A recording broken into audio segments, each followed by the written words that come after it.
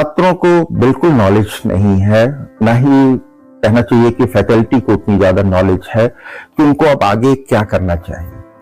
4th years या 7th semester में admission लेना चाहिए या नहीं लेना चाहिए, लेना चाहिए तो उसके क्या फायदे हैं, क्या नुकसान है। नेक्स्ट लेवल है, अभी तक वो 7th लेवल में थे फाइनल ईयर में, अब ये जो नया लेवल है वो 8th लेवल है।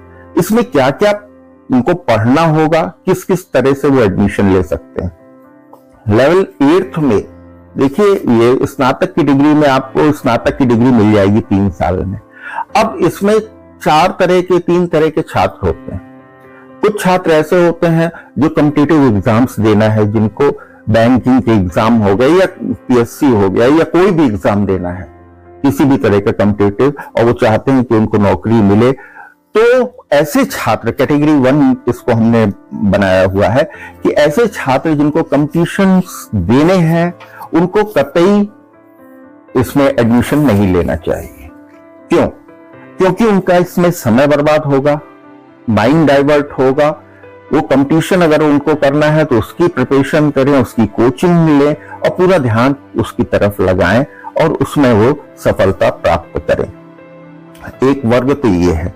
दूसरा वर्ग ऐसा है, कुछ छात्र स्वयं का व्यवसाय प्रारंभ करना चाहेंगे, कुछ अपना खुद का करना चाहेंगे, ग्रेजुएट हो चुके होंगे, स्नातक हो चुके होंगे, अब वो स्वयं का कार्य करना चाहते हैं। उनको भी इसमें 4th वर्ष में प्रवेश लेने की कतई आवश्यकता नहीं। उनको धन का और समय का अपव्यय नहीं करना चाहिए। वो पूरा का पूरा जो भी उनको व्यवसाय करना है उसका सर्वे करें, उसके बारे में विचार करें, उसकी ओर ध्यान दें।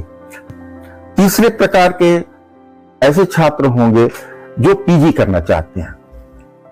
वो पीजी करना चाहते हैं क्योंकि उनके जो कैरियर है उसमें पीजी का कहीं कोई बेनिफिट होगा पीजी करने का। तो ऐसे छात्रों को प्रवेश लेना चाहिए, लेकिन उनको प्रवेश लेना चाहिए ऑनर्स में। इसमें 2 विधाएं हैं, एक ऑनर्स है, एक रिसर्च है। तो उनको ऑनर्स में ही प्रवेश लेना चाहिए। अभी मैं बताऊंगा कि दोनों में फर्क क्या है। दूसरी 4थी कैटेगरी है जो छात्र आगे रिसर्च में ही जाना चाहते हैं, रिसर्च फील्ड में ही जाना चाहते हैं, उनको रिसर्च में एडमिशन लेना चाहिए। तो अब 7वें सेमेस्टर में 2 ऑप्शन है, ऑनर्स और रिसर्च।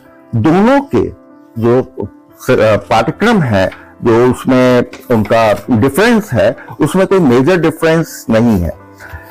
क्या है कि पहली चीज तो जिनको भी प्रवेश लेना है इसमें 7वें सेमेस्टर में या 4th ईयर में, उनका सीजीपीए स्नातक स्तर पे 7.5 होना चाहिए। वो आर्ता है, उसके बिना उनका एडमिशन नहीं होगा। अगर वो आर्ता पूरा करते हैं तो जो ये 7वां सेमेस्टर है उसमें मेजर विषय उनका जो होगा उसके 6 क्रेडिट होंगे, और डीएसी डिसिप्लिन स्पेसिफिक इलेक्टिव जो पाठ्यक्रम होगा, जो कि कोर पाठ्यक्रम ही होगा, उसके 4 क्रेडिट होंगे और 6 क्रेडिट जो है वो फील्ड प्रोजेक्ट के होंगे।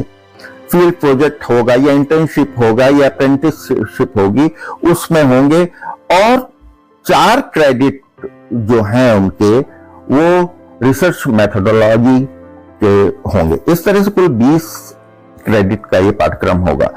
इसी तरह से रिसर्च के जो रिसर्च में एडमिशन लेगा 7वें सेमेस्टर में, उसके भी मेजर विषय में और रिसर्च मेथोडोलॉजी में और डीएससी में इनके क्रेडिट सेम होंगे, 6, 4, 4। खाली जो लास्ट है जिसमें कि प्रोजेक्ट इंटर्नशिप और अप्रेंटिसशिप आती है, उसकी जगह उनका रिसर्च प्रोजेक्ट होगा जो कि 6 क्रेडिट का होगा। कुल 7वां सेमेस्टर 20 क्रेडिट का होगा। इसी तरह से 8वें सेमेस्टर में मेजर विषय के 6 क्रेडिट होंगे और 4 क्रेडिट जो है, ये ऑनर्स की बात कर रहा हूं, और 4 क्रेडिट जो है वो डिसर्टेशन के और 10 क्रेडिट फील्ड प्रोजेक्ट के या इंटर्नशिप के या अप्रेंटिसशिप के होंगे। और जो रिसर्च में जिन्होंने लिया है एडमिशन, उनके भी सेम होंगे। खाली इसमें अंतर हो जाएगा कि लास्ट में उनका जो 10 क्रेडिट का रिसर्च प्रोजेक्ट है वो होगा।